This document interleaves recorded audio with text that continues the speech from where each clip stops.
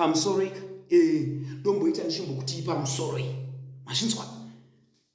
Social media tine patinofanira kudrowa line nezvemudzimba dzevanhu mazvinzwa. Tiri kukuona vamwe maakumira muberere muchida kunge munoziya mhuri yamutukudzi too much. Ndoita ndichikudzorai sakwini wenyu.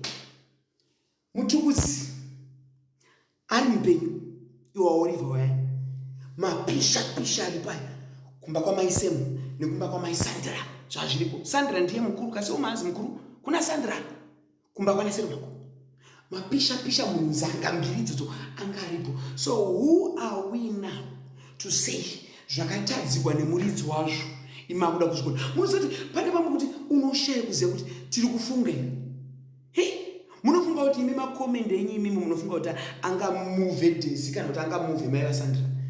Zvakatadzikwa natuku zvikagonekwe nemimi. Ndimwana baba waSenseo mereni. Draw a line. Unose ndaona comment yamu kanonzanika kanomanagwa kapeji kanomanagwa natina Mutarisi. Kunyanzi asibaiketi angari mwana wa mutukudzi. Tina Mutarisi wakangana runewana musangwe. Unoziya vakuru vakati seka urema wafa. Tina you otuma John P. Hayarabo kushata. Imi kaini. Izvi zvekwamutukudzi izvi vagara vanopishana. Imishapisha dzemusha imomo siyanai nadzo. Ngatitaure patinogumira iyi muridzi ina handina rudzi newekwamutukudzi.